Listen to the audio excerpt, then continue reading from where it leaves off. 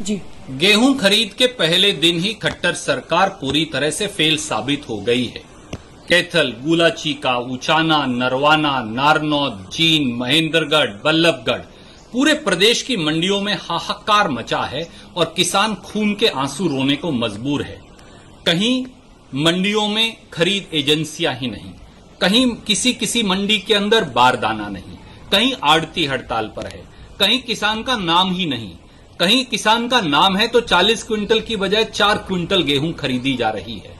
पूरी तरह से बद इंतजामी और बदहाली है और खट्टर सरकार पूरी कान के नीचे हाथ रखकर सोए पड़ी है। ये ऐसे ही है कि जब रोम जल रहा था तो नीरो बांसुरी बजा रहा था। खट्टर साहब, आपसे हमारे 5 सवाल हैं। पहला सवाल, क्या ये बद इंतजामी और बदहाली गेहूं खरीद में खट्टर सरकार के पूर्णता फेल होने का जीता जागता सबूत नहीं? दूसरा सवाल, खट्टर सरकार किसान, आड़ती और मजदूर के गठजोड़ को क्यों तोड़ रही है? किसान, आड़ती और मजदूर अगर इकट्ठे होकर गेहूं खरीद में सहयोग नहीं करेगा तो गेहूं की खरीद कैसे होगी? तीसरा सवाल, हरियाणा में जब किसान गेहूं लेकर आता है तो आप उसकी एक सीमित खरीद ही क्यों कर रहे हैं, पूरी गेहूं खरीदने की बजाय?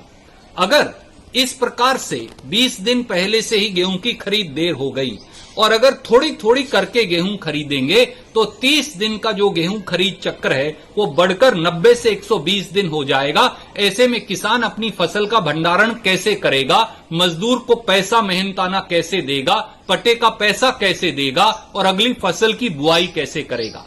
चौथा सवाल, किसान जब गेहूं मंडी में लेकर आता है तो उसका मौके पर ही रजिस्ट्रेशन या पंजीकरण वेब पोर्टल पर क्यों नहीं हो रहा? आपने 19 अप्रैल को वेब पोर्टल पर रजिस्ट्रेशन बंद कर दिया, पर 20 अप्रैल तक तो लॉकडाउन था, किसान शहर जा ही नहीं सकता था, तो वो जाकर कंप्यूटर पर अपना रजिस्ट्रेशन करवाता कैसे? इसलिए जब गेहूं मंडी में आए तो साथ साथ रजिस्ट्रेशन क्यों नहीं हो सकता? और पांचवा और इतना ही महत्वपूर्ण सवाल, खट्टर साहब, आपने कहा था कि किसान को 125 रुपया क्विंटल बोनस देंगे। आज उस बोनस को लेकर चुप क्यों हैं? किसान से इतना बड़ा विश्वासघात क्यों? याद करिए, या तो गेहूं की सुचारू रूप से खरीद शुरू करिए, वरना हरियाणा के किसान अन्नदाता की ये वार्निंग, चेतावनी अपने आप को मानिए। अगर आपने गेहूं की सुचारू रूप से खरीद नहीं की तो एक दिन भी खट्टर साहब आपकी सरकार हरियाणा की सत्ता पर नहीं बन रह पाएगी।